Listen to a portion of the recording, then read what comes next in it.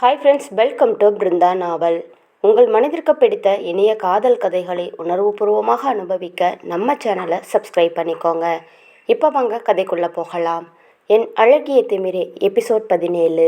இரவின் ஏகாந்த நிலவொளியில் அந்த முழு நிலவை வெறித்தபடி நின்றிருந்தாள் அர்ச்சனா. அவளுக்குள் என்ன அலைகள் முட்டி மோதி கொண்டிருந்தது. அவளால் மதன் அவ்வாறு பேசியது இன்னமும் கூட ஜீரணிக்க முடியவில்லை. எப்படி முடிந்தது அவனால்? இன்று காவ்யா ரிசப்ஷனில் மதனின் பார்வை அர்ச்சனாவின் மீது இருந்ததை அர்ச்சனாவும் அறிவாள். அவனது பார்வை அவளுக்குள் ஒரு சலனத்தை உண்டு பண்ணினாலும் அவனை பார்க்க, அவனிடம் பேச ஏதோ ஒன்று அவளை தடுத்தது. அவன் பார்வை அவளிடம் வேண்டிய மன்னிப்பையும் அவள் அறிவாள். இன்று எப்படியாவது அவளிடம் பேசியே தீர வேண்டும் என்ற முடிவுடன் இருந்தான் மதன். அவளை வீடு முழுவதும் தேடியவன் அவளை காணாது ஜானகியிடம் சென்றான். அம்மா, அர்ச்சனாவை பார்த்தீங்களா என்றபடி வந்தான். அவனை ஆழ்ந்து நோக்கிய ஜானகி, இப்போ எதுக்கு மதன் நீ அவளை தேடுற என்றார் அமைதியாக. இல்லைம்மா, அது அர்ச்சனா கிட்ட கொஞ்சம் பேசணும் என்றான் தயக்கமாய். அதான் ஏற்கனவே ரொம்ப பேசிட்டியப்பா, இன்னும் என்ன இருக்கு பேச என்று ஜானகி கேட்க, சாரிம்மா, நான் அன்னைக்கு அப்படி பேசியிருக்க கூடாது தான். நான் அர்ச்சனா கிட்ட மன்னிப்பு கேட்கணுமா, அதுக்காகத்தான் அவளை கேட்டேன் என்றான் அவனும் தப்பு செய்து தவிக்கும் குழந்தையாய். வேண்டாம் மதன், இப்போ நீ எதுவும் அவகிட்ட பேச வேண்டாம். அதுக்குன்னு ஒரு நேரம் வரும்போது பேசிக்கலாம். நாளைக்கு உனக்கு இன்டர்வியூ இருக்குல்ல, நீ அதுக்கு முதல்ல தயாராகு. என் பிள்ளை ஒரு நல்ல வேலையில் இருந்தாதான் எனக்கு பெருமை, உன்னை கட்டிக்க போகிறவளுக்கும் பெருமை. உனக்கு அர்ச்சனாவை பிடிச்சிருக்குன்னு தெரியும், அவளும் உன்னை உயிராக விரும்புகிறான்னு தெரியும். இருந்தாலும் என்னதான் நீங்கள் 2 பேரும் விரும்பினாலும் நாளை பின்ன பொண்ணு கேட்க போகணும்னா முதல்ல நீ ஒரு நல்ல வேலையில் இருக்கணும். இன்னும் எத்தனை நாளைக்கு தான் மாமாவுக்கு பாரமாகவே இருக்கிறது? அர்ச்சனாவை கட்டி கொடுக்க எங்கள் அண்ணன் சம்மதிச்சாலும் லட்சுமி அண்ணி சம்மதிப்பாங்களா அப்படிங்கிறது சந்தேகம். அதனால் முதல்ல உன் பக்கம் நீ உறுதியாக இருக்கணும். அது வேலையாகட்டும், உன் காதலாகட்டும். இதுதான் எனக்கு தேவை, அவளுக்கும் தேவை. இன்னும் கொஞ்ச நாள் இந்த காதல், மன்னிப்பு, நினப்பு எல்லாம் தூக்கி தூரம் எரிஞ்சிட்டு உன் சொந்த காலில் நீ நிற்கணும். இப்போ அதை பற்றி மட்டும் யோசி. நான் அர்ச்சனா கிட்ட பேசிக்கிறேன், சரியா என்றார் முதன் முறையாக ஒரு கண்டிப்பான தாயாய். அவரது பேச்சில் இருந்த நிதர்சனத்தை, உண்மையை அறிந்த மதன், சாரிம்மா, ஆனால் அர்ச்சனா கிட்ட ஒன்று மட்டும் என் சார்பாக சொல்லிடுங்க. என்னைக்கா இருந்தாலும் நான் அவளுக்காக காத்துக்கிட்டு இருப்பேன், என்னை மன்னிக்கும் வரை என்று சொன்னவன் அங்கிருந்து வேகமாய் சென்று விட்டான். நிலவை விரித்து கொண்டிருந்தவளை ஜானகியின் குரல் இந்த உலகிற்கு அழைத்து வந்தது. என்ன அர்ச்சனா, தீவிரமாக யோசிச்சுட்டு நிற்கிற? நிலாவுக்கு போகலாமா வேண்டாம்னு யோசிக்கிறியா என்றாள் ஜானகி. சற்று தடுமாறிய அர்ச்சனா சமாளித்தவளாய், அதெல்லாம் ஒன்றுமில்ல அத்தை, சும்மா தான் நின்றுட்டு இருந்தேன், ஒரே புழுக்கமாக இருந்தது, அதான் அப்படியே காத்தாட இங்கே வந்து நின்றுட்டு இருக்கேன். புழுக்கம் உனக்கா உன் மனசுக்கா என்று கேட்க, அதெல்லாம் ஒன்றுமில்ல அத்தை, என்னதான் ஏசிலேயே இருந்தாலும் நம்ம ஊர் போல வருமா? இன்னைக்கு முழு நிலவு, நம்ம ஊர் முழு நிலவு அன்னைக்கு எவ்வளவு அழகாக இருக்கும் என்றாள் அர்ச்சனா உண்மையான மனதுடன். பாவையூருக்கும் சென்னைக்கும் எவ்வளவு வித்தியாசம். அங்கே கிடைக்கிற சுத்தமான காற்று இங்கே காசு கொடுத்தாலும் கிடைக்காது. அங்கே இருக்கிற பசுமை எல்லாம் இங்கே சினிமாவில் மட்டும்தான் பார்க்க முடியும். அங்கே நல்லதுனாலும் கெட்டதுனாலும் ஊரே ஒன்று கூடி நிற்கும். ஆனால் இங்கே பக்கத்து வீட்டில் கொலையே நடந்தாலும் கண்டுக்க மாட்டாங்க. உலகம் போகிற போக்க பார்த்தா விவசாயத்தை கண்காட்சியில் தான் பார்க்க முடியும் போல இருக்கு, இல்லையா என்று ஜானகி கூற, அர்ச்சனா ஜானுவை வியந்து பார்த்து கொண்டிருந்தாள். அவளுக்கு தெரிந்து அவளது அத்தை இன்றுதான் அவளிடம் மனம் திறந்து பேசுகிறார். எப்பொழுதும் அவரை சுற்றி ஒரு வேலி போட்டு கொண்டிருப்பவர் இன்று அதை உடைத்திருக்கிறார் என்று மகிழ்ச்சியாய் கேட்டுக்கொண்டிருந்தாள். நம்ம ஊர் படித்துறை, கம்மாய், கிணறு, வயல், நம்ம தோப்பு, பழைய மச்சி வீடு, இப்படி எத்தனையோ சொல்லலாம். இப்போது அதெல்லாம் நினச்சா ஒரு கனவு மாதிரி இருக்குது.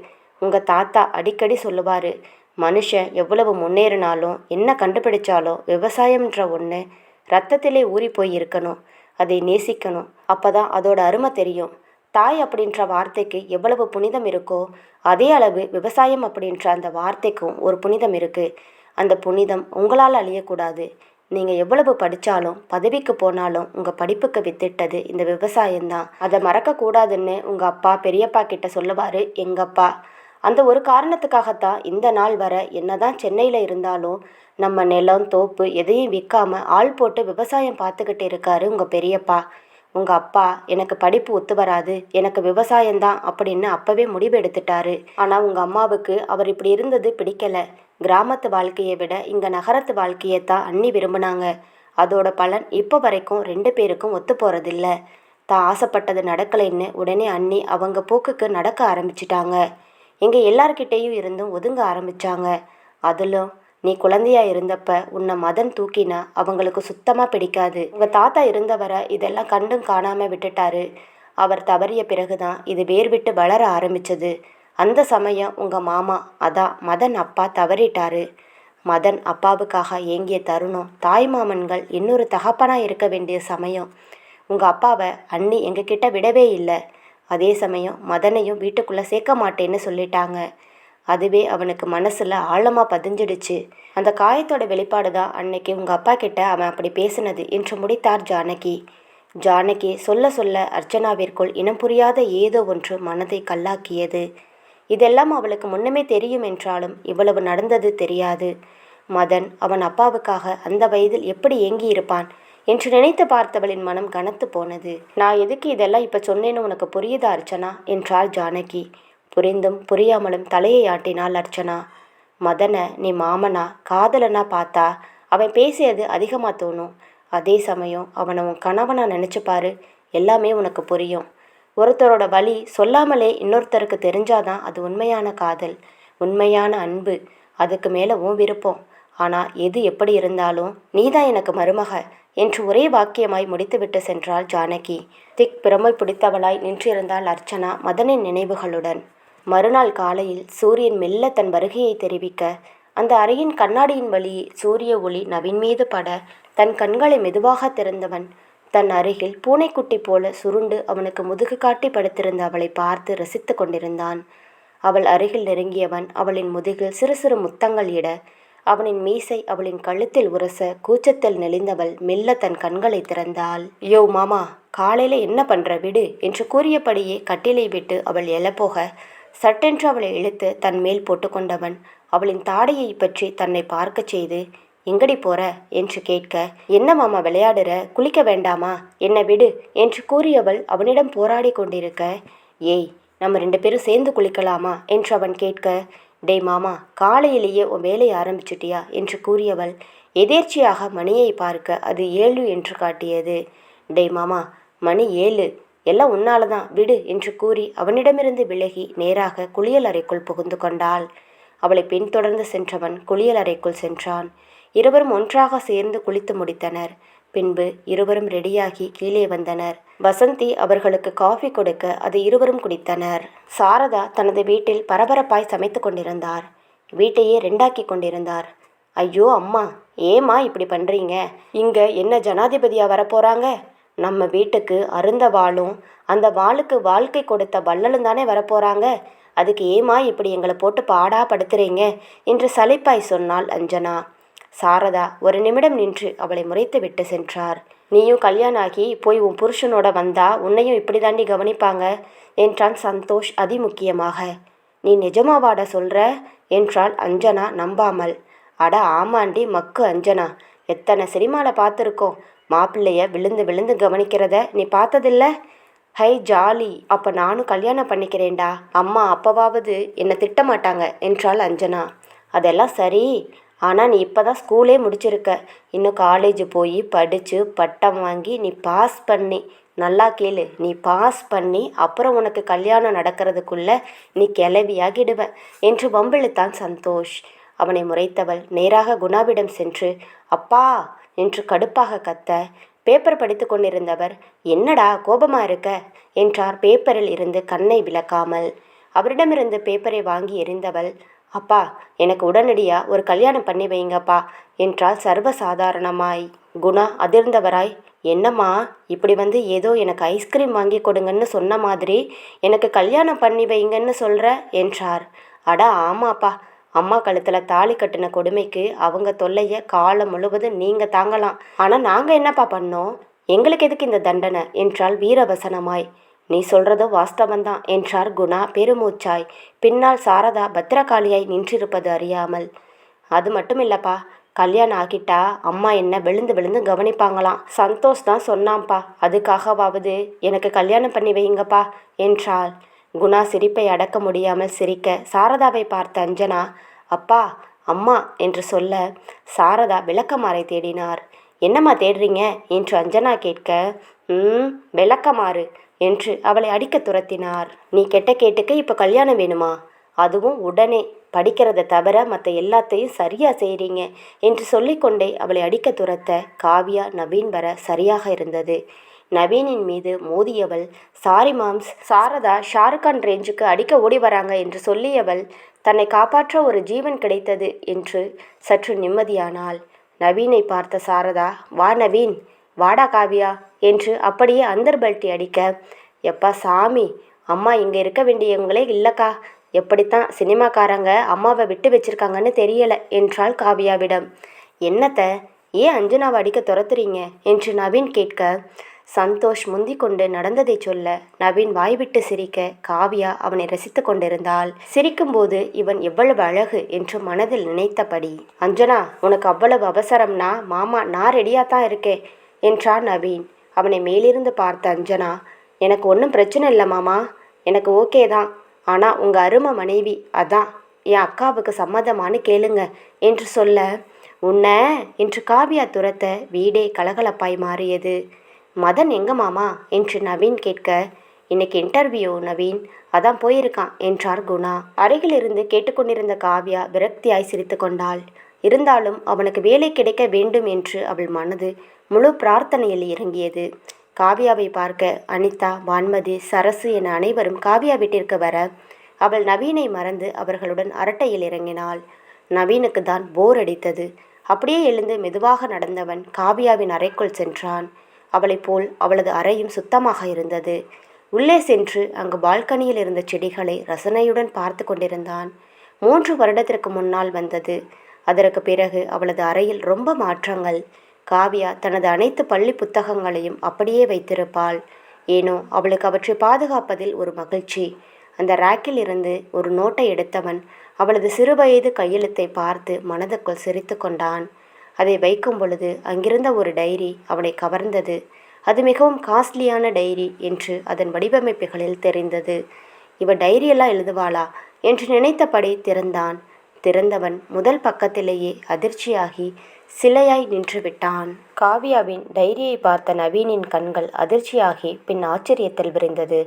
முதல் பக்கத்திலேயே நவீனின் சிறுவயது புகைப்படமும் காவியாவின் சிறுவயது புகைப்படமும் ஒட்டப்பட்டு இரண்டிற்கும் இடையில் ஹார்ட் படம் வரைந்து அம்பு எல்லாம் வரைந்து வைத்திருந்தாள் காவியா. அவனது கண்கள் தேதியை பார்க்க அது அவள் 10ஆம் வகுப்பு படித்த ஆண்டையும் தேதியையும் காட்டியது. அவனுக்கு மனதில் ஏதோ உறுத்தியது. அதில் உள்ள கையெழுத்து நிச்சயம் காவியாவுடையதுதான் என்பதில் அவனுக்கு சிறிதும் சந்தேகமில்லை.